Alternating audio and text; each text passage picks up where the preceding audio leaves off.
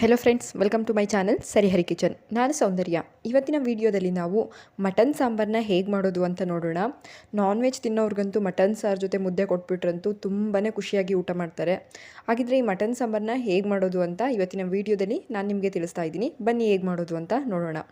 ಮೊದಲಿಗೆ ಇಲ್ಲಿ ನಾನು ಒಂದು ಕುಕ್ಕರ್ನ ತೊಗೊಂಡಿದ್ದೀನಿ. ಅದಕ್ಕೆ ಒಂದು 3 ಟೇಬಲ್ ಸ್ಪೂನಷ್ಟು ಎಣ್ಣೆನ ಸೇರಿಸ್ಕೊಂಡಿದ್ದೀನಿ. ಎಣ್ಣೆ ಕಾಯ್ದ ನಂತರ ಒಂದು ಮೀಡಿಯಮ್ ಸೈಜ್ ಈರುಳ್ಳಿನ ಕಟ್ ಮಾಡಿಬಿಟ್ಟು ಸೇರಿಸ್ಕೊಳ್ತಾ ಇದ್ದೀನಿ. ಅದಾಕಿದ ನಂತರ ನಾವು ಈರುಳ್ಳಿ ಸ್ವಲ್ಪ ಸಾಫ್ಟ್ ಆಗೋವರೆಗೂ ಕೂಡ ಫ್ರೈ ಮಾಡ್ಕೊಳ್ಳೋಣ.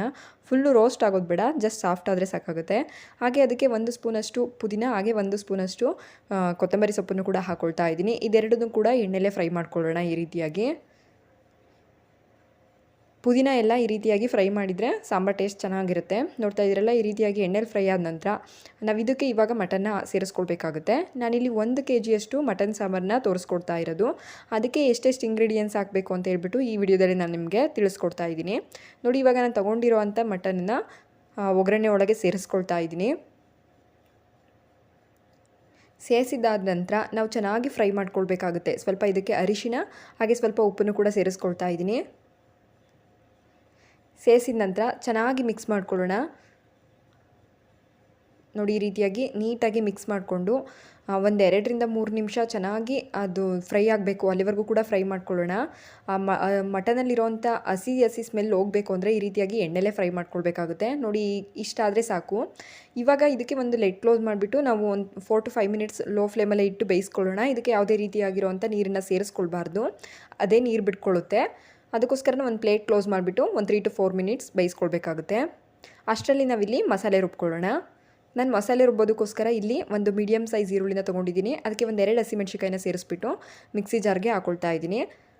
ಹಾಗೆ ಒಂದು 3ರಿಂದ 4 ಟೇಬಲ್ ಸ್ಪೂನ್ ಆಗುವಷ್ಟು ತೆಂಗಿನಕಾಯಿನ ಹಾಕ್ಕೊಳ್ತಾ ಇದ್ದೀನಿ. ನಂತರ ಒಂದು ಮೀಡಿಯಮ್ ಸೈಜ್ದು ಟೊಮೊಟೊ ತೊಗೊಂಡಿದ್ದೀನಿ, ಅದನ್ನು ಕೂಡ ಸೇರಿಸ್ಕೊಳ್ತಾ ಇದ್ದೀನಿ. ನಾನಿಲ್ಲಿ ಕಂಪ್ಲೀಟಾಗಿ ತೋರಿಸ್ಕೊಡ್ತಾ ಇರೋದು 1 kg ಮಟನ್ಗೆ ಎಷ್ಟು ಸಾಂಬಾರಿಗೆ ಮಾಡ್ಬೋದು ಅಷ್ಟನ್ನು. ನೀವೇನಾದರೂ ಜಾಸ್ತಿ ಮಾಡೋದಿದ್ದರೆ ಜಾಸ್ತಿನ ಸೇರಿಸ್ಕೊಳ್ಬೋದು. ಹಾಗೆ 1.5 ಗಡ್ಡೆಯಷ್ಟು ಬೆಳ್ಳುಳ್ಳಿ, ಹಾಗೆ ಒಂದು 2 ಇಂಚಷ್ಟು ಶುಂಠಿನ ಸಣ್ಣದಾಗಿ ಕಟ್ ಮಾಡಿಬಿಟ್ಟು ಸೇರಿಸ್ಕೊಳ್ತಾ ಇದ್ದೀನಿ. ನೆಕ್ಸ್ಟ್ ನಾನಿಲ್ಲಿ ಒಂದು 2 ಇಂಚಷ್ಟು ಚಕ್ಕೆ, 1 ಸ್ಪೂನಷ್ಟು ಗಸಗಸೆ, ಹಾಗೆ ಸೋಂಪು ಕಾಳು, ಒಂದು 4 ಲವಂಗ, ಒಂದು 10ರಿಂದ 15 ಮೆಣಸು, ಹಾಗೆ ಒಂದೇ ಒಂದು ಏಲಕ್ಕಿನ ತೊಗೊಂಡಿದ್ದೀನಿ. ಇಷ್ಟನ್ನು ಹಾಕ್ಕೊಳ್ಳೋಣ. ಹಾಗೆ ಇದು ಹಾಕಿದ ನಂತರ ನಾವು ಇದಕ್ಕೆ ಮಟನ್ ಸಾಂಬಾರಿಗೆ ಮಟನ್ ಸಾಂಬಾರು ಪೌಡರ್ ಅಥವಾ ಗರಂ ಮಸಾಲ ಸೇರಿಸೋ ಅವಶ್ಯಕತೆ ಇರೋದಿಲ್ಲ. ಹಾಗೆ 1 ಸ್ಪೂನಷ್ಟು ಉರಿಗಡಲೆನೂ ಕೂಡ ಸೇರಿಸ್ಕೊಳ್ತಾ ಇದ್ದೀನಿ. ಮತ್ತು ನಾನು 2 ಟೇಬಲ್ ಸ್ಪೂನಷ್ಟು ಧನಿಯಾ ಪುಡಿ, ಹಾಗೆ 1.5 ಟೇಬಲ್ ಸ್ಪೂನಷ್ಟು ಅಚ್ಕಾರದ ಪುಡಿನ ಸೇರಿಸ್ಕೊಳ್ತಾ ಇದ್ದೀನಿ.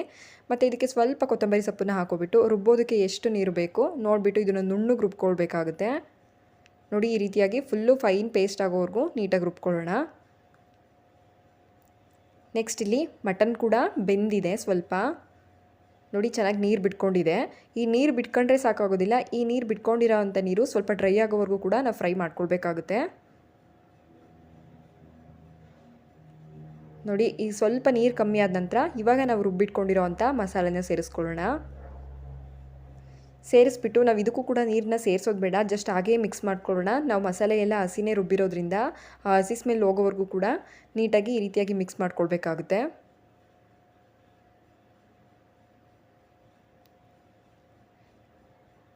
ನೋಡಿ, ಹಿಂಗೆ ಮಿಕ್ಸ್ ಮಾಡಿಬಿಟ್ಟು ಅದು ಸ್ವಲ್ಪ ಗಟ್ಟಿ ಅನಿಸಿದರೆ ಒಂಚೂರು ನೀರನ್ನು ಹಾಕ್ಕೊಳ್ಳಿ. ಮಸಾಲೆ ಇರೋದ್ರಿಂದ ತಳ ಹಿಡಿಯೋ ಚಾನ್ಸಸ್ ಇರುತ್ತೆ. ಅದಕ್ಕೋಸ್ಕರ ಸ್ವಲ್ಪ ನೀರನ್ನು ಹಾಕೋಬಿಟ್ಟು ಜಸ್ಟ್ ಈ ರೀತಿ ಮಿಕ್ಸ್ ಮಾಡಿಬಿಟ್ಟು ಒಂದು ಪ್ಲೇಟ್ ಕ್ಲೋಸ್ ಮಾಡಿ ಇದನ್ನು ಒಂದು 2 to 3 ಮಿನಿಟ್ಸ್ ನಾವು ಲೋ ಫ್ಲೇಮಲ್ಲೇ ಇಟ್ಕೊಂಡು ಬೇಯಿಸ್ಕೊಳ್ಬೇಕಾಗುತ್ತೆ. ಆ ಹಸಿ ಸ್ಮೆಲ್ಲೆಲ್ಲ ಹೋದ ನಂತರ ನಿಮಗೆ ಹಸಿ ಸ್ಮೆಲ್ ಹೋಗಿದೆ ಅಂತ ಅನಿಸಿದ ನಂತರ ನಾವು ಇದಕ್ಕೆ ನೀರನ್ನು ಸೇರಿಸ್ಕೊಳ್ಬೇಕು. ನೋಡಿ, ಒಂದು 2ರಿಂದ 3 ನಿಮಿಷ ನಾವು ಪ್ಲೇಟ್ ಕ್ಲೋಸ್ ಮಾಡಿ ಬೇಯಿಸಿದಾಗ ಇದರಲ್ಲಿರೋ ಅಂಥ ಹಸಿ ಸ್ಮೆಲ್ಲೆಲ್ಲ ಹೋಗಿದೆ. ಇವಾಗ ನಿಮಗೆ ಸಾಂಬಾರು ಅದ ನೋಡಿಬಿಟ್ಟು ನೀವು ಇದಕ್ಕೆ ನೀರನ್ನು ಸೇರಿಸ್ಕೊಳ್ಬೋದು. ಹಾಗೆ ನಾನು ಇಲ್ಲಿ ಸಾಂಬಾರು ರುಚಿಗೆ ಎಷ್ಟು ಬೇಕಷ್ಟನ್ನು ಉಪ್ಪನ್ನು ಸೇರಿಸ್ಕೊಳ್ತಾ ಇದ್ದೀನಿ. ಇದು ಕುಕ್ಕರಲ್ಲಿ ಮಾಡೋದ್ರಿಂದ ತುಂಬ ಬೇಗನೂ ಕೂಡ ಆಗಿಬಿಡುತ್ತೆ ಸಾಂಬಾರು. ಇವಾಗ ಸಾಂಬಾರು ನಿಮಗೆ ಯಾವ ಹದದಲ್ಲಿ ಬೇಕು ನೋಡಿ ಸೇರಿಸ್ಕೊಳ್ಳಿ. ಮಟನ್ ಸಾಂಬಾರನ್ನ ತುಂಬ ತೆಳುವಾಗಿ ಮಾಡ್ಕೊಳ್ಬಾರ್ದು, ಆಮೇಲೆ ಅದನ್ನು ಗಟ್ಟಿ ಮಾಡ್ಕೊಳ್ಳೋಕ್ಕಾಗೋದಿಲ್ಲ.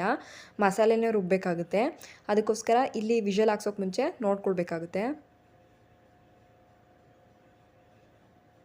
ನೋಡಿ, ಈ ರೀತಿ ಈ ಹದದಲ್ಲಿದೆ ಸಾಂಬಾರು ನನಗಿವಾಗ. ಮತ್ತು ತುಂಬ ಬಲ್ತಿರೋ ಅಂಥ ಮಟನ್ ಆದರೆ ನಾವು ಒಂದು 4 ವಿಷಲ್ನಾದರೂ ತೊಗೊಳ್ಬೇಕಾಗುತ್ತೆ.